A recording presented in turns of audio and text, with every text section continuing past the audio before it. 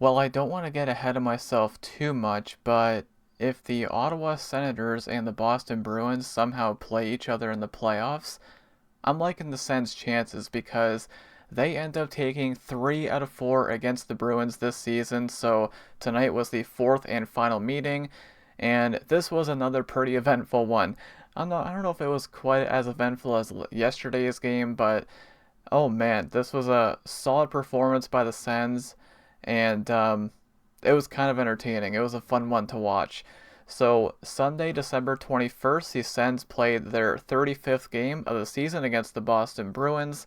It was a 7 o'clock p.m. Eastern start time. So, both teams are playing on a back to back, so neither team can use that as an excuse. And I feel like the Sens, you honestly couldn't really tell they were playing on a back to back. The Bruins kind of looked a little bit slow tonight, which is good if you're a Sens fan. So, as mentioned, this was the fourth and final meeting of the season, and the Sens had won 2 of the previous 3 coming into tonight. So now they do take, like I said, 3 out of 4.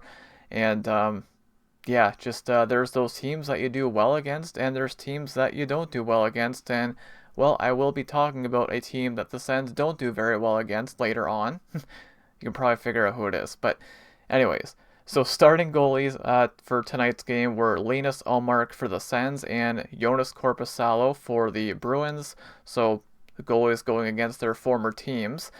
So the Sens were 17, 13, and 4 coming into tonight, 9, 7, and 2 on the road. Now make it 10, 7, and 2 on the road. And the Bruins were 20, 15, and 1 coming into tonight, 12, 6, and 1 at home. A little fun fact here. So the Bruins just got their first overtime loss of the season last night. And before that game, they were actually the only team without an overtime loss. So there you go, a little fun fact. So the only lineup note is Tyler Clevin. He got hurt in yesterday's game, so he did not play today. I don't know how long he's going to be out for. I didn't hear anything. Hopefully it's not too severe. So because of that, Matt and Paolo did end up drawing back in, and I thought he played pretty well. I mean, it's hard to find a Senator who played bad tonight, but man, oh man, yeah, this was a solid win tonight. All right, so let's go ahead and break down tonight's game and get into the stats. So the Sens win by a score of 6-2 in Boston. So yeah, the Sens score 6 goals in back-to-back games, which is just insane. Their offense is on a whole new level right now. And, well, I'm kind of loving it as a Sens fan. So the Sens do improve to 18, 13, and 4, and they have now won 4 games in a row. And I got the standings pulled up here, which I will be talking about a little bit later on. Bruins dropped to 20, 16, and 1. So we get into the stats here, and like I said, it was a bit of an eventful one, as you can tell by looking at the stats. So shots were 28 to 19 for the Sens. Faceoffs were very close, but the Sens do prevail. 50.8% and 49.2% for the Bruins. The power play was good. They were 2 for 4. Boston was 1 for 4, so Sens penalty kill was 3 for 4, so not bad, not too bad. And again, power play was 50%, so no complaints there for me. Penalty minutes, 54 to 42 for the Sens having the most. Yeah, it got kind of eventful there, especially in that third period towards the end. So that's pretty insane to see penalty minute numbers that high. We don't usually see that. Hits were 32 to 22 in favor of the Bruins. Block shots 17 to 11 in favor of the Sens. A lot of giveaways, 22 by the Sens, 15 by the Bruins, and the takeaways were 6 to 2 in favor of the Sens. And I'm just double checking once again the stats, making sure they are all correct. Yeah, it looks like they are. Yes, nope. Shots, it actually says 28 to 20 now. They always do this. They always update stuff later on. Anyways, there you go. 28 to 20 were the shots for the Sens. And as mentioned, these two teams will not meet again until possibly the playoffs. So, just going to say this right now before I get into my notes. If these two teams do meet in the playoffs, number one, like I said, I do like their chances because they did take 3 out of 4 this season against the Bruins. But there's gonna be some bad blood, I think, if they somehow see each other in the playoffs. So that could be very entertaining. But if they don't see each other in the playoffs, then they will see them again next season, which is kind of crazy to say. We're not even at Christmas yet, but we're close. All right, so let's go ahead and get into my notes here. So starting off the game, there was a pass from the corner right in the slot to Jensen, and Jensen would make a nice little draw pass to Batherson, and he rips this one in for a 1-0 lead very early in the game. We're only a minute and a half into the game, and we're up 1-0. So Batherson scores his 14th of the season from Jensen and Dylan Cousins. This line had quite the night tonight. So we're up 1-0. And I thought on this play, when Jensen didn't shoot it, I thought he screwed it up at first. I was like, you should have shot that, but no, never mind, forget what I said. That was a heck of a play by him. So early lead for the Sens. So there was a long point shot that was stopped, and then Greg was stopped on the rebound. That was a good save by Korpisalo. Then Zadorov would take a tripping penalty. It felt like Zadorov was everywhere tonight, by the way. So the Sens go to the power play. And they do not score on this power play. They get one shot. The Bruins do kill this off. So Greg would take a roughing penalty on Zadorov shortly after he came out of the box. So now the Bruins go to the power play. And here we go with this again. I am wearing my Stutzla jersey, and I think I need to keep wearing this thing. So just like yesterday, remember when he had a shorthanded breakaway? He got a shorthanded breakaway again tonight. But this one he would not score on. He almost does. So Korpisalo got just enough of it to keep it out. It just trickled like behind Korpisalo, just wide of the post, maybe by like a foot, not even. So he almost had back-to-back breakaway goals shorthanded in back-to-back games, I should say. So that was crazy. Yeah, just I'm like, what the heck? So there was a pass down low to Elias Lindholm, and Allmark would make a huge pad save here. This was shortly after that breakaway, so big save by Allmark. And then there was a point shot that was blocked, and then the rebound was stopped by the Sens. And then Batherson would have his stick tied up. So what he ends up doing is he ends up kicking it over to Giroux. He was about a few feet away from him, right? So his stick is tied up, can't do anything with his stick, so he kicks the puck over to Giroux, and he scores. So what a play by Batherson here. Like, just, I didn't notice that at real time, but then when they showed the replay, I was like, wow, what a play by him. So Claude Giroux scoring at the 13:44 mark of the first period, his 7th of the season. Don't know if I mentioned that the first goal was Batherson's 14th of the season. I don't know if I mentioned that, but there you go. So on that second goal, Batherson and Dylan Cousins drawing the assist. So that's already 2 points for Dylan Cousins and Batherson, and we're a little over halfway through the first period. So the Sens go up 2-0. So we're looking pretty good. So the Sens continue to press, and they had, like I mentioned earlier, it kind of looked like the Bruins did play yesterday. The Sens, you couldn't really tell because they kind of came out flying in this first period.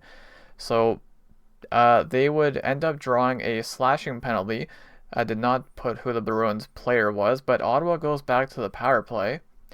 And Zetterlund would get the puck. He would have all the time in the world, and he would wrist a laser from a very sharp angle, and this goes in. I think this was kind of a bad goal on Korpisalo just because of how sharp the angle was, but it's this weird thing with goalies. Like, I mean, I'm happy because it went in. I'm a Sens fan, but this weird. I don't know if it's like just the style that the goalies play, but they go down and that corner, that top corner on the short side is always open.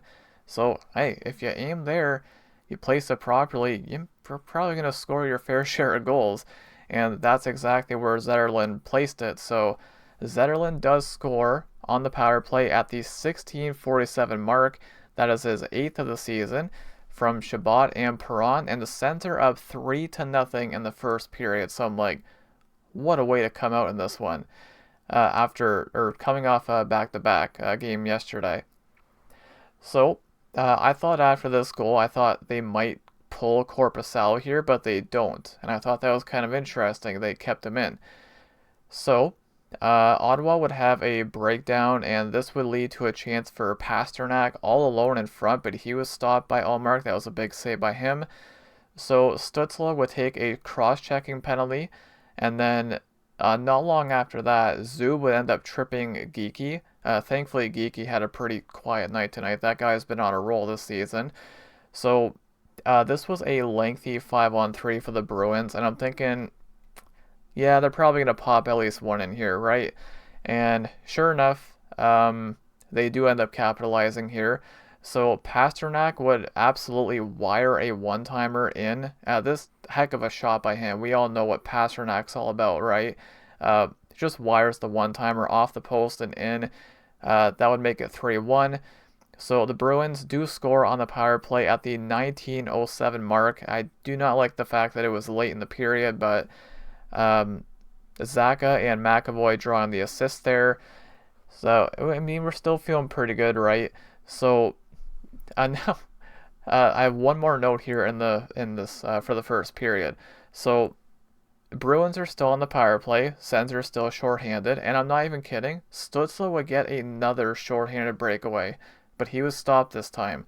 So this is now 3 shorthanded breakaways for Stützle in the last 4 periods. I'm like, what is going on, man? But he was stopped there. So the first period comes to an end, and the shots were 11-5 for the Sens. So feeling pretty good here. You don't like the fact they gave up that late one on the power play with less than a minute to play, but you're up 3-1. You came out flying. You're outplaying them. So I can't complain about too much. So we're looking pretty good here. So we roll on to the second period. So Boston still on the power play. They would start the period with 40 seconds of power play time. The Sens would kill it off. They didn't really do too much with that 40 seconds. So Boston's shot would go wide, and then Corrali would miss a wide open net. The puck comes off the boards. He would miss the wide open net. Now the replay, it showed that Ullmark might have gotten a piece of it with his stick. I don't know for sure if he did. If he did, then that's a heck of a save. But the puck did go off the outside of the net. But yeah, if Ullmark got his stick on that, I don't know if he did, but that's a heck of a save by him. But that was almost a 3-2 game there off that play. So right here, early on in the period, it kind of felt like the Bruins were maybe starting to take over a little bit, maybe. So I had some concerns here. Second period, right? The Sens have had their issues in the second period. So there was a pass across to Middlestat, and Batherson saves, quite possibly saves a goal here. He got his stick in the way, or else Middlestat would have had pretty much a wide open net to shoot at. But yeah, I think Batherson might have saved a goal there. So hey, if Middlestat gets this shot, and if Corrali doesn't miss that wide open net, this game might be tied for all we know, right? But it just yeah, it's that close, right? It's a game of inches. That's what they say all the time. So there was a shot that was stopped by the Sens, and then Stützle buries the rebound on. I don't know why I almost said it was on the power play. It's not on the power play. It was even strength. So yes, that's a big goal because again, it felt like the Bruins were starting to take over a little bit. So Stützle, again, this guy's been on fire lately. What can I say? So he scores his 17th of the season at the 6:44 mark of the second period. Tkachuk and Zetterlund drawing the assist there, and the Sens go up 4-1. So that's a big goal. So they weren't done there. 22 seconds later, Spence would get a point shot, and apparently this I thought this went straight in. Oh, maybe it didn't actually. Oh, I guess not. Just looking at the box score here, I thought this shot went straight in. I guess they changed it. Or maybe, no, I don't know what's going on with the box score. Maybe I'm going crazy here, but I swear Spence was the one that shot this, and it goes in 22 seconds later after the Stützle goal. But yeah, I'm looking at the box score here because it says that the fifth goal, which is this one, 22 seconds after the, well, it says 19 seconds here, but anyways, it says Dylan Cousins scores the goal, his 11th of the season from Batherson and Perron. maybe I'm going crazy. I could have sworn Spence shot that. But anyways, regardless of the fact, the Sens scored twice in looks like 19 seconds. I put 22 seconds in my note, but anyways, regardless, the Sens are up 5-1, and this one ended up chasing Corpusalo. And like I mentioned earlier, I'm kind of surprised they didn't pull him sooner. But they kept him in for a bit longer, but they do end up pulling him. So in comes Swayman. Swayman has been he's had pretty good numbers this year. So yeah, this game at this point we're not even halfway through the game, and the Sens are up 5-1. So obviously any team is going to get frustrated. And there was some frustration showing for sure from the Bruins. So we would have a fight, kind of. So McDermott and Jeannot would end up dropping the gloves, but this was not much of a fight. McDermott did not throw a single punch, and Jeannot, he kind of got a couple small ones in, but not really, and they still called it a fight, which I found funny. It's like, I mean, I guess that's the rule, right? Like if both players take off their gloves and they grab each other, but it wasn't really a fight. They were just kind of holding on to each other the whole time, but nonetheless, it was still a fight. um, McDermott and Jeannot, and you could tell there's definitely some bad blood between these two teams. They've already played each other 4 times this year, right? So that's uh, that's a lot of times to play one team in a short period of time. Um, so yeah, the puck would come in front of the Ottawa net, and this was batted away by Spence. Allmark was like way off to the side here. So Spence might have saved a possible goal there. I don't know for sure if it might have went in if he wasn't there, but that's a good play by Spence. So making sure I don't lose my spot in my notes here. So then McAvoy would get the puck. He would have a ton of time. He would just walk in from the point, and he would end up beating Allmark here. This was kind of a bad one on Allmark. I guess this would be the one negative I could find tonight. If you're a Sens fan, I think Allmark probably should have stopped this one, but it does go in. McAvoy does score his first of the season at the 14:36 mark, and Huznadinov draws the assist there. So this would make it 5-2. So, I mean, I kind of thought it was a bad goal on Allmark, but we're still up 5-2, so we're feeling pretty good. The Sens are still playing pretty well, so I wasn't too concerned at this point. So shortly after this goal, Steves would end up tripping up Sanderson, and he would go awkwardly into the boards. Now, he got up slowly, and at this point, I'm kind of holding my breath here because we cannot lose Sanderson. We just got Shabbat back, and Clevin is now hurt as well for I don't know how long. So, thankfully, Sanderson would stay in the game. As far as I know, he is okay, but that was a bit scary there for a moment. So, yes, as far as I know, Sanderson is still okay. So, this would end up being a power play, of course. This is a penalty by the Bruins. So, on this power play, Zetterlund would end up wiring a one-timer in for the 6-2 lead.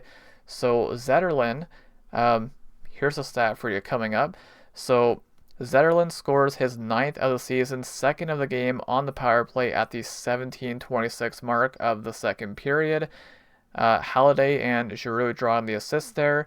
And this was the first multi-goal game as a Senator for Zetterlund. So there you go. He's heating up a little bit. He had that really slow start to the season, but he's up to 9 goals now. So, I mean, he has a chance to push for 20, maybe 25 the way he's playing. So I think the Sens would take that. I know I'd be happy with that. So we come to the end of the second period. The shots in the second period were 9-8 in favor of the Sens, so pretty close. But I mean, we're feeling pretty good now, right? We're going into the second intermission. It's 6-2 Sens, and we're feeling pretty good, right? Outside of maybe that second goal, I think Allmark probably should have stopped that one, but you're gonna let in a bad one here and there, right? So rolling on to the third period here.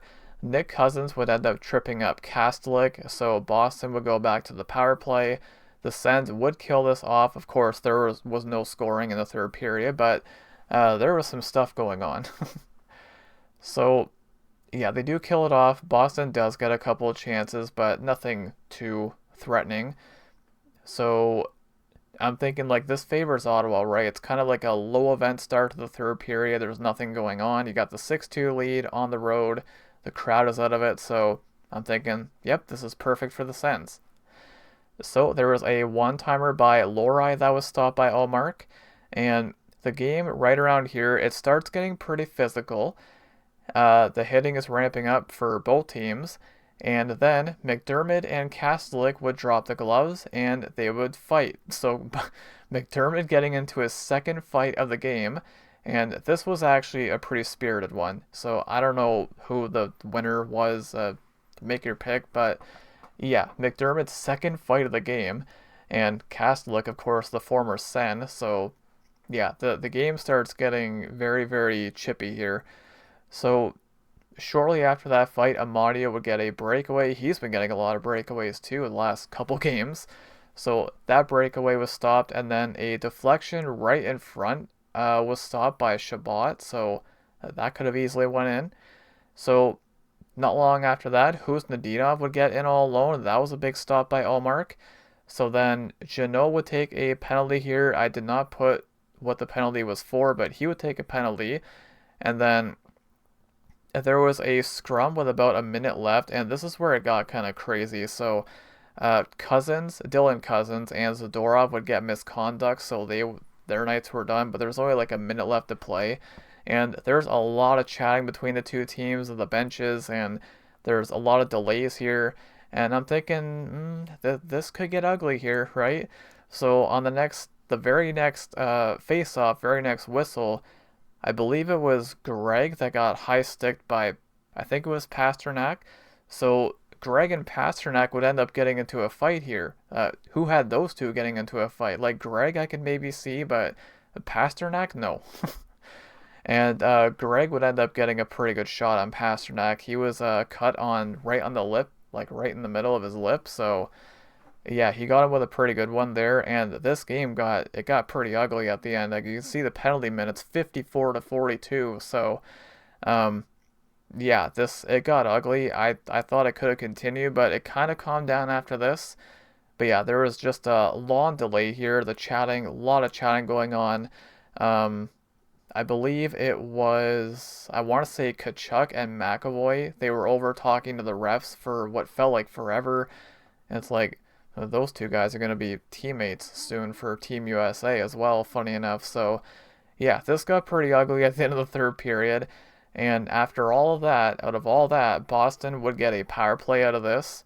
And they wouldn't score on it. They do score the one power play goal earlier in the game. So there was a point shot by McAvoy. That was a nice glove save by Allmark there. But that was about it. That was pretty much it that happened. So the shots in that third period end up being 8-7 for the Sens. And yeah, that's pretty much it. So shots were 28-20 overall. Again, I know my layout says 28-19, but they always like to change things later on. So I do my best. But yeah, this is a solid victory. Really not too much to complain about. The Sens have been playing very well lately. So let's go through the 3 stars. Oh my god, I'm just looking at all the penalties now in the box score. Alright, so the 3 stars, we have 3 Sens.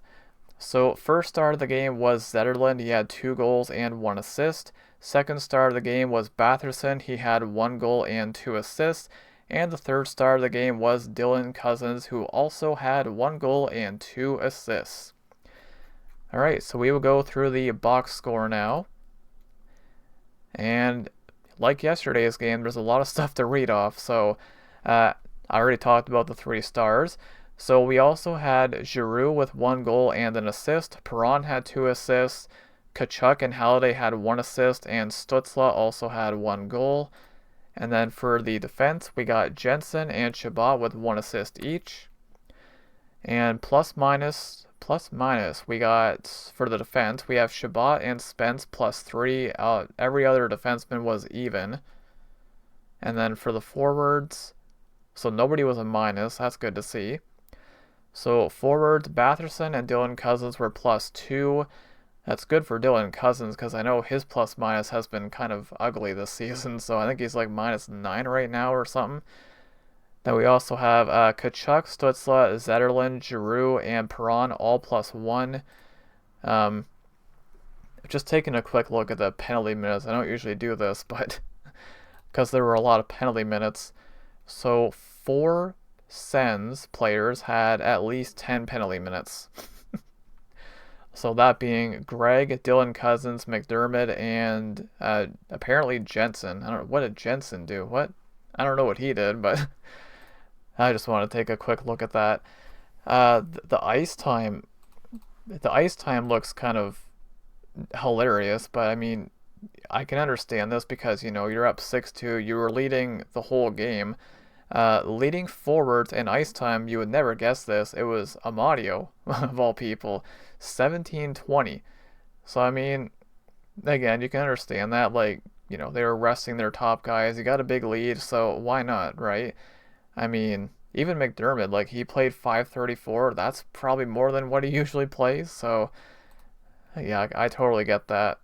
So on the defense side, we got Sanderson with 24-26, which led the defense. And for shots on the defense, we got Shabbat and Sanderson with 2 each. And for forwards, Stutzla had the most with 5. Block shots, a lot of players had 1 block shot. For the forwards, that is. So we got Kachuk, Stutzla, Batherson, Nick Cousins, Giroux, Perron, and Greg all had 1 block shot. And then Jensen and Shabbat had 3 blocks, leading the defense. And for hits, we got Zub and Jensen with 1 each. And for hits for the forwards, Dylan Cousins had the most with 6. So looking at Ullmark's save percentage, I mean, it is a quality start. He does stop 18 out of 20 for a .900 save percentage. So he played pretty good. I mean, again, there was that one, the second goal he let in, which I thought was kind of a bad one. I probably should have stopped that one, but not that big of a deal. He made a lot of big saves. He usually does, and he has been playing better lately. So, yeah, solid win. Really not too much to complain about. This team has been playing well lately, so we are going to hope that can continue. So, speaking of teams playing well, the Sens are going to be back at it on Tuesday, December 23rd, 7 o'clock p.m. Eastern Start Time against the Buffalo Sabres, a team that the Sens have struggled against big time. And you want to talk about teams who are playing well, don't look now, but the Sabres have won 5 in a row. So, look out for them. They have not a great road record, so of course this will be a home game for the Sens. Buffalo they were dead last in the conference for what felt like forever, but they have pulled themselves out of it. So they're actually ahead of Toronto and Columbus right now. So yeah, they're playing well, man. 7-3 in their last 10. They've won 5 in a row. So yeah, it could be tricky. It could be a tough one. We'll see if former Sen Josh Norris is in the lineup. I believe he is. He should be, right? I know he was hurt for a bit there. So yeah, we'll see how that goes. Solid win for the Sens tonight, and I really can't complain too much about this one. So just still crazy how the Sens score 6 goals in back-to-back days, back-to-back games. And yeah, that is it for the season series between the Sens and the Bruins. The Sens take 3 out of 4. And as mentioned, these two teams will not meet again until potentially the playoffs. And I'll say it one more time. If these two teams find a way to meet in the playoffs, it could be a fun series. So we'll see what happens. More on that, once we find out. But anyways, that is pretty much it for this one, guys. So the Sens will have one more game before Christmas. And as mentioned, that'll be against the Sabres. I do want to throw this in here, one side note. I'll say this right now. I'll also say it at the end of the Sabres game review. The World Juniors start up on Boxing Day, as they do every year. So I thought about maybe doing game reviews for those, but I don't think I'm going to because with the World Juniors, let's just say I get very, very invested in them. I don't know. I thought about doing it, but it's like I really like to really invest myself into them. We'll just say that. So yeah, I don't think I'll be doing reviews for those, of course. I'm sure at some point the Sens will be playing while Team Canada is playing, which I should also mention this as well. So, um, in the event the Sens are playing during a Team Canada game, I will definitely be watching Team Canada over the Sens because, the juniors only come around once a year and it's like a week and a half long tournament. So I always get really, like I said, really fired up for those games. So I get the Team Canada jersey and everything. So yeah, I look forward to that every year, and that's going to be starting up in 5 days. So yeah, that is pretty much it for this one, guys. Solid win for the Sens, and we will see if they can make it five in a row against the Sabres on Tuesday. So I'm going to wrap it up here, guys. Thank you all so much for watching, and go Sens go.